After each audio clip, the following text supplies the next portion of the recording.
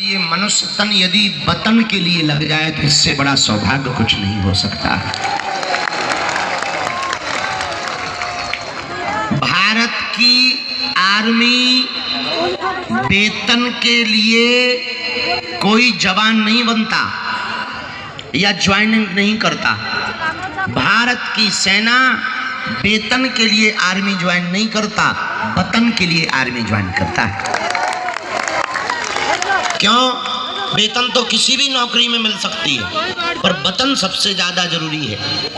भारत की सेना इसलिए जागती है सरहद पर खड़े होकर ताकि हम लोग चैन से सो सकें,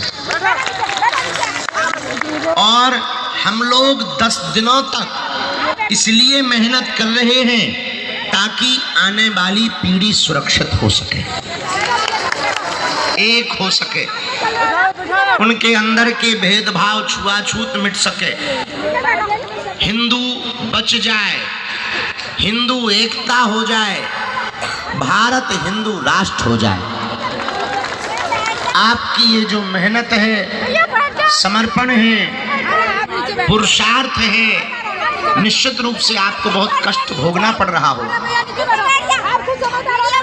पर भैया आपके ये थोड़े से कष्ट में आपकी आने वाली कई पीढ़ियां बिना कष्ट की रहेंगी। एक तो तुम्हारी बेटियां लव जिहाद के चक्कर में नहीं पड़ेंगी, तुम्हारी संपत्ति पर हलीउल्लाह वाले हक नहीं जता पाएंगे, अब वो बहुसंख्या में आकर हिंदुओं को अब डरा भी नहीं पाएंगे। पूछो क्यों? पूछो, अरे जोर से तो पूछो। वो 10 आएंगे तो हम सब 20 जाएंगे, वो 20 आएंगे तो हम 40 आएंगे, लड़ने के लिए नहीं, बताने के लिए कि हम भी एक हैं। तुम लोग गलत ना समझ, महाराज जी बैठो, तुम लोग गलत ना समझ लेना कि लड़ गई चले जा। इसीलिए ये पदयात्रा है, बालाजी का मिलन 16 तारीख को बांके बिहारी से होगा।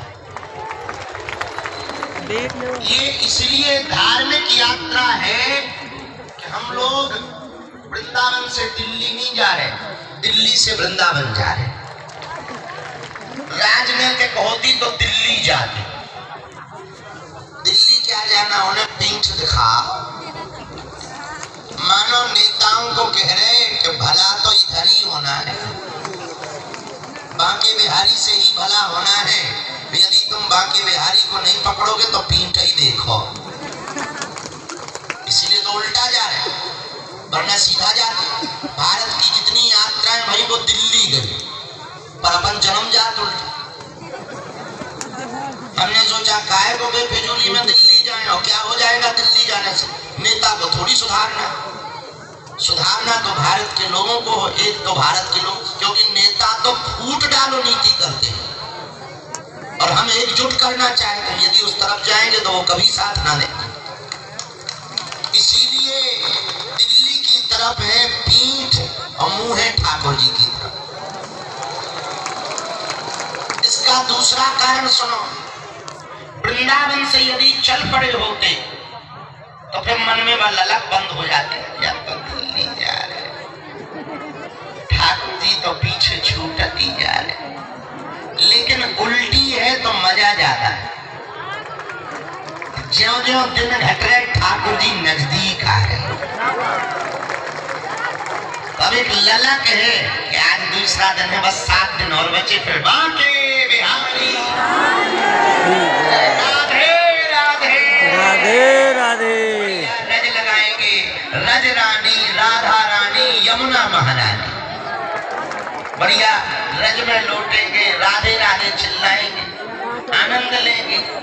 यदि वृंदावन से दिल्ली जाते तो आनंद छूटता जाता, लेकिन दिल्ली से वृंदावन जा रहे, आनंद बढ़ता जा रहा है। तीसरी बात इसी बात में, वृंदावन क्यों जा रहे? पहली पदयात्रा 1.0 की जो हुई थी वो बागेश्वर धाम से ओरछा तक हुई। वहां राम जी बैठे तो हनुमान जी का मिलन, बालाजी का मिलन राम जी से हुआ था। अब राम जी से तो हो गया था, श्याम जी से होना था। इसीलिए वृंदावन जा रहे। इसी में एक बात और, राम जी से मिलन हो गया, मानो त्रेता युग हो गया। अब ये बांके बिहारी से मिलन होगा तो द्वापर युग हो जाएगा। फिर बचा क्या? कलयुग बचा।